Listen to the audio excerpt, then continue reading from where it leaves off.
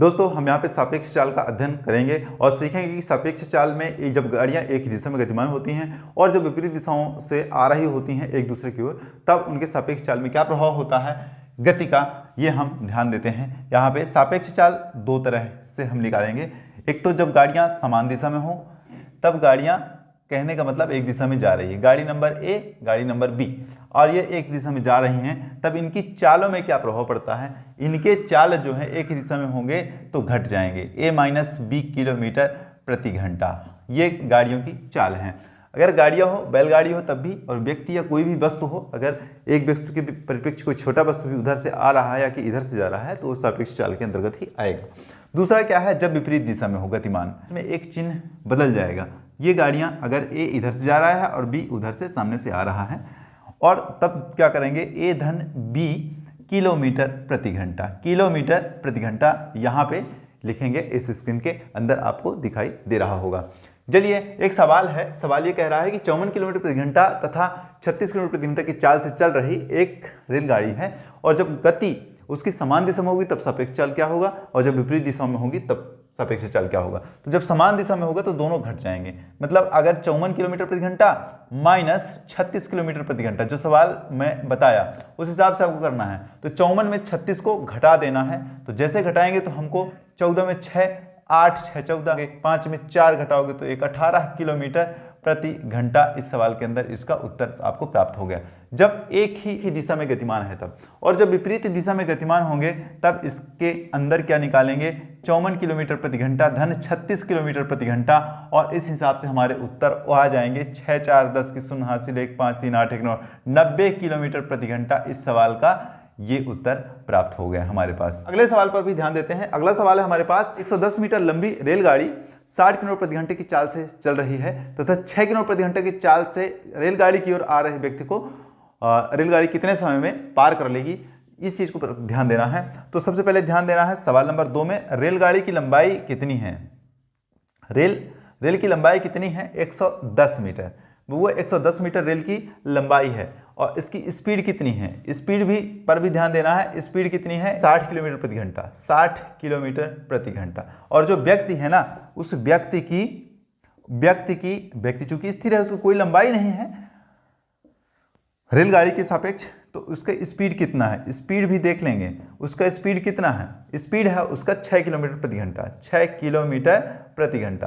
तो भैया जब 6 किलोमीटर प्रति घंटा है, सापेक्ष चाल क्या होगा इसमें, क्योंकि व्यक्ति क्या कह रहा है, व्यक्ति रेलगाड़ी की ओर आ रहा है। व्यक्ति क्या किधर आ रहा है, रेलगाड़ी की ओर आ रहा है, रेलगाड़ी की ओर व्यक्ति आ रहा है, तो क्या होगा, चाल जुड़ जाएगा। तो 60 और 6 66 किलोमीटर प्रति घंटा होगा। इस दोनों को जोड़ देंगे तो क्या हो जाएगा, दोनों के अंदर हो जाएगा 66 किलोमीटर प्रति घंटा। अब उत्तर हमारा चूंकि सेकंड में पूछ रहा है हमसे, और जब उत्तर सेकंड में पूछ रहा है तब हम क्या करेंगे, ये जो 66 किलोमीटर प्रति घंटा है ना, इसको 5/18 से गुना कर देंगे, 5/18 से गुणा कर देंगे, क्योंकि किलोमीटर से जब मीटर पर सेकंड बदलना होता है तो 5/18 से गुणा करते हैं, और जब मीटर पर सेकंड को किलोमीटर प्रति घंटा में कन्वर्ट करना होता है तो 18/5 से गुणा करते हैं। तो 3 छंग 18, 11 छक्का 66, 3 छंग 18, 11 5 55, 55/3 मीटर पर सेकंड। ये इसकी चाल हो गई, टोटल चाल हो गई। अब कह रहा है कितने समय में पार करेगी, तो टी बराबर क्या हो जाता है, टी बराबर होता है d/s। यहाँ पे इस सवाल के अंदर d क्या है, दूरी है, और s क्या है, स्पीड है। तो स्पीड तो अपन निकाल लिए हैं, दूरी कितना हमारा निकल रहा है, दूरी जितना है रेलगाड़ी की वही हमारी दूरी होगी, तो 110 बटे स्पीड कितना है, 55/3, तो 55 और गुने 3 करेंगे, क्योंकि बटे 3 जब करेंगे तो 3 को रेसिप्रोकल करके ऊपर कर देंगे, तो सीधी सी बात है। तो 11 5 55 और ये 10 हो जाएगा, 5 दूनाई 10, 2 तिहाई 6, पार कर लेगी। अगला सवाल है 70 मीटर तथा 80 मीटर लंबाई की दो रेलगाड़ियां जो हैं 68 किलोमीटर प्रति घंटा से 40 किलोमीटर प्रति घंटा चाल से चल रही हैं और एक ही दिशा में चल रही हैं, तो दोनों एक दूसरे को पार करने में कितना समय, ताकि कम समय में हमारे उत्तर प्राप्त हो जाए। कि दो रेलगाड़ियां हैं, रेलगाड़ी 1 और रेलगाड़ी 2। पहली वाली रेलगाड़ी की लंबाई कितनी है, 70 मीटर, और दूसरी वाली रेलगाड़ी की लंबाई कितनी है, 70 मीटर, 80 मीटर, और दोनों को अगर जोड़ दिए तो 150 मीटर हो गया। दोनों रेलगाड़ियों की लंबाई को मिला देंगे तो 150 मीटर दोनों रेलगाड़ियों की लंबाई हो गई। अब क्या है, इसकी चाल निकालेंगे।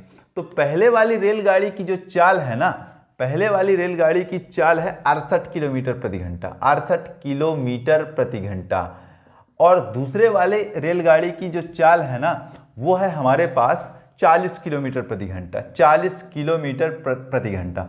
अब जब 68 किलोमीटर प्रति घंटा और 40 किलोमीटर प्रति घंटा सवाल के अंदर ये जो चाल दोनों दिया हुआ है, इस दोनों चाल को हम क्या करेंगे, चूंकि गाड़ियां क्या हैं, गाड़ियां एक दूसरे की ओर आ रही हैं या कि एक ही दिशा में जा रही हैं, तो जब एक ही दिशा में जाएंगी तो घट जाएगी, क्योंकि एक ही दिशा में जाएंगी तो a ऋण b किलोमीटर प्रति घंटा होगा और जब विपरीत दिशा में जाएंगी तो a धन b किलोमीटर प्रति घंटा होगा। ये चीज हम अभी बताए हैं इसके पहले वाले प्रश्न पर। तो इसमें घटेगा तो 8 की 8 लिखोगे, 6 में 4 घटाओगे तो 2, मतलब 28 किलोमीटर प्रति घंटा जो है इसकी चाल है। अब चूंकि उत्तर सेकंड में पूछ रहा है तो अपन सेकंड में इसको कन्वर्ट कर लेंगे, तो सेकंड में कन्वर्ट कर लेंगे 5/18 से गुना करेंगे, 18 होगा, 14 दूना 28 होगा, 14 पंचे 70/9 मीटर पर सेकंड, ये इसका चाल हो जाएगा। अब कह रहा है कि कितने सेकंड में पार कर लेगा, तो टाइम बराबर डिस्टेंस बटे स्पीड, टाइम बराबर डिस्टेंस बटे स्पीड में हम इस फार्मूले पर मान रख देते हैं और उत्तर लेके चले आते हैं। तो d कितना है हमारे पास, d निकाल लेते हैं 150 मीटर, 150 मीटर बटे स्पीड कितनी हमारे 70/9, तो 70 गुणे 9 कर दोगे, यहाँ 0 से 0 काट दोगे, 15 नम्मा 135 लिख दोगे और 15 नम्मा 135 बटे 7 कर दोगे, तो 7 को इतना पहाड़ा पढ़ना है कि 19 7 133 हो जाए और 34 35, 19 सही 2/7 सेकंड में जो है वो पार कर लेगी, एक दूसरे रेलगाड़ियों को पार कर लेंगे। इस तरह के सवाल जो है बहुत महत्वपूर्ण होते हैं और बहुत अच्छी तरह से इसको लगाया जाता है। आप हमारे चैनल को सब्सक्राइब कीजिए, बिल्कुल लाइक कीजिए, शेयर कीजिए, कमेंट करना बिल्कुल ना भूलिए, जिससे आपके लिए उपयोगी और जानकारी हम हासिल कराते रहें और आप तक भेजते रहें यूट्यूब के माध्यम से। बहुत बहुत शुक्रिया, बहुत बहुत धन्यवाद। स्वस्थ रहें, मस्त रहें, जबरदस्त रहें तथा ईश्वर से ये कामना है हमारी कि आप हमेशा पढ़ाकू बने। शुक्रिया।